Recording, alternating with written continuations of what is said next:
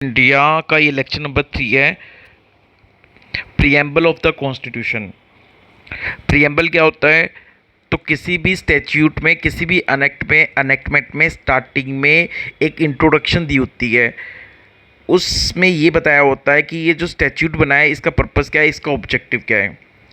ठीक वैसे ही कॉन्स्टिट्यूशन का जो प्रियम्बल है वो ये बताता है कि कॉन्स्टिट्यूशन किस लिए बना है, कॉन्स्टिट्यूशन के ऑब्जेक्टिव, एम्स, पर्पस क्या है। तो प्रियम्बल ऑफ कॉन्स्टिट्यूशन के अब ऑब्जेक्टिव देख लेते हैं कि प्रियम्बल कौन कौन से ऑब्जेक्टिव बताता है जिसके लिए कॉन्स्टिट्यूशन बनाया गया है। सबसे पहले प्रियम्बल बात करता है कि जो सोर्स ऑफ कॉन्स्टिट्यूशन है वो इंडिया के लोग हैं। इसका मतलब सिंपल कॉन्स्टिट्यूशन ये कहना चाह रहा है कि जो इंडिया के लोग थे उन्होंने कुछ लोगों को इलेक्ट किया, वो इलेक्टेड लोगों ने कॉन्स्टिट्यूशन ऑफ इंडिया बनाया है। तो कुल मिला के जो कॉन्स्टिट्यूशन है वो इंडिया के लोगों ने बनाया है। इसलिए कॉन्स्टिट्यूशन ने कहा कि इंडिया जो कॉन्स्टिट्यूशन का सोर्स है वो क्या है, इंडिया के लोग। दूसरी बात, टाइप ऑफ गवर्नमेंट। कॉन्स्टिट्यूशन किस तरह की गवर्नमेंट लाना चाहता है। तो कॉन्स्टिट्यूशन पहली बात तो ये करता है कि इंडिया एक सोवरन कंट्री होगी। सोवरन कंट्री का मतलब इंडिपेंडेंट कंट्री होगी, किसी की गुलाम नहीं होगी, किसी एक्सटर्नल पावर के सबॉर्डिनेट नहीं होगी। सुप्रीम जो अथॉरिटी होगी वो इंडिया के लोगों के पास होगी, यानी सोवरेनिटी जो है वो इंडिया के लोगों के पास है, यानी इंडिपेंडेंट है इंडिया के लोग और उनके पास सुप्रीम पावर है, वो किसी के कंट्रोल में नहीं है। तो इंडिया एक सोवरेन कंट्री है। दूसरा, टाइप ऑफ गवर्नमेंट इंडिया में कैसी है। कॉन्स्टिट्यूशन कहता है कि टाइप ऑफ गवर्नमेंट इंडिया में type of government democratic form of government है। डेमोक्रेटिक फॉर्म ऑफ गवर्नमेंट का मतलब इलेक्शन होंगे, वोट डलेंगी और उसके हिसाब से गवर्नमेंट चुनी जाएगी। तो हर रेगुलर इंटरवल पे इलेक्शन होंगे और लोग वोट डालेंगे और इलेक्टेड गवर्नमेंट को चुना जाएगा। तो इसका मतलब गवर्नमेंट को चुनने की पावर इंडिया के लोगों के पास है। तो किसको पावर देनी है, किसको नहीं देनी, ये सोर्स इंडिया के लोगों के पास है। और डेमोक्रेटिक फॉर्म ऑफ गवर्नमेंट एक बात से क्लियर हो जाती है कि इंडिया में है, और वो है यूनिवर्सल एडल्ट फ्रेंचाइजी। ये यूनिवर्सल एडल्ट फ्रेंचाइजी यानी वन मैन वन वोट, हर आदमी को वोट डालने का अधिकार है। इससे ये पता लगता है कि भाई इंडिया में डेमोक्रेटिक गवर्नमेंट है, यानी सब वोट डालने का अधिकार रखते हैं और गवर्नमेंट चुनने का अधिकार रखते हैं। नेक्स्ट है secular. Secular word 42nd constitutional amendment के थ्रू जुड़ा था। सेकुलर का मतलब है कि इंडिया एक सेकुलर स्टेट है, उसका कोई अपना रिलीजन नहीं है और इंडिया सब रिलीजन को इक्वल ट्रीट करेगी। सोशलिस्ट। सोशलिस्ट का मतलब है कि जो इनइक्वालिटी है उसको कम से कम किया जाएगा और इक्वालिटी को बढ़ावा दिया जाएगा। सबको, हर आदमी को इकोनॉमिक और पॉलिटिकल एस्पेक्ट में इक्वल अपॉर्चुनिटी मिलेंगी।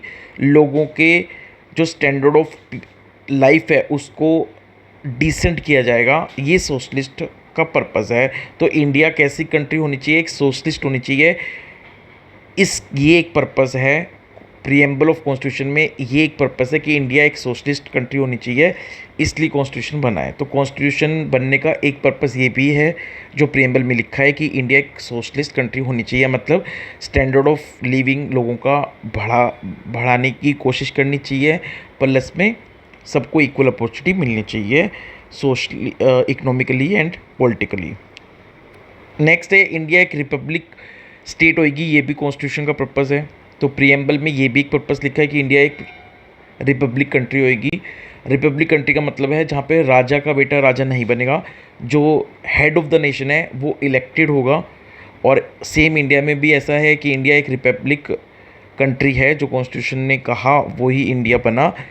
तो प्रियम्बल ऑफ कॉन्स्टिट्यूशन में एक ऑब्जेक्टिव ये भी लिखा है कि इंडिया एक रिपब्लिक कंट्री रहेगी।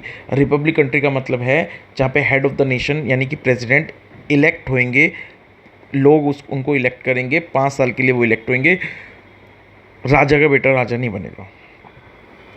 तो इसलिए हम ये बोल सकते हैं क्योंकि राजा का बेटा राजा नहीं बन रहा, जो हेड ऑफ द नेशन है प्रेसिडेंट साहब, उनको इलेक्ट किया जाता है हर 5 साल में, इसलिए इंडिया एक रिपब्लिक कंट्री है। राइट ऑफ द पीपल, अब कुछ राइट ऑफ द पीपल भी हैं जो प्रीएम्बल ऑफ कॉन्स्टिट्यूशन में लिखे हैं।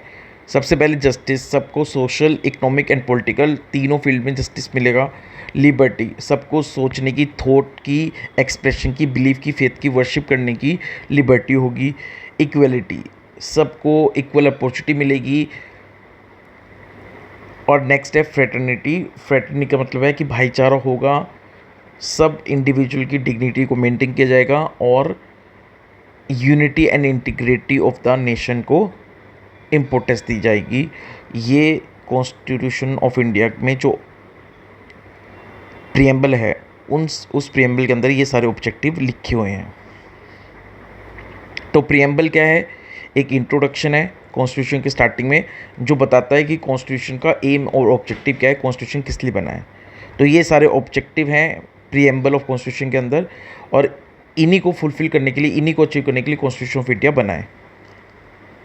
नाउ नेक्स्ट हम कॉन्सेप्ट जो करेंगे वो ये करेंगे कि जो प्रीएम्बल है, जो इतनी इंपॉर्टेंट बातें बताता है, इस प्रीएम्बल को क्या अमेंड किया जा सकता है कल को? तो अमेंडमेंट की जा सकती है क्या प्रीएम्बल में? तो ये हम पढ़ेंगे कि प्रीएम्बल में अमेंडमेंट की जा सकती है, नहीं की जा सकती। वैसे तो यहाँ पे क्लियर हो गया होगा कि जैसे ये सेकुलर वर्ड है, ये 42nd कॉन्स्टिट्यूशनल अमेंडमेंट हुई थी, तब प्रीएम्बल में ये सेकुलर वर्ड जुड़ा था। तो इसका मतलब प्रीएम्बल को अमेंडमेंट तो किया जा सकता है, तभी प्रीएम्बल में ये secular word 42nd constitutional amendment के थ्रू ऐड हुआ था। लेकिन फिर भी हमारा फोकस आज ये है कि प्रीएम्बल जो है कॉन्स्टिट्यूशन का, उसमें क्या ऑब्जेक्टिव हैं, किस पर्पज़ के लिए कॉन्स्टिट्यूशन बना है, वो ऑब्जेक्टिव हमने डिस्कस करे जो प्रीएम्बल के अंदर दे रखे हैं। अब नेक्स्ट क्लास में ये डिस्कस करेंगे कि जो प्रीएम्बल है कॉन्स्टिट्यूशन का, क्या उसमें अमेंडमेंट की जा सकती है, और की जा सकती है तो कितनी, कहाँ तक, किस लिमिट तक प्रीएम्बल को अमेंड किया जा सकता है।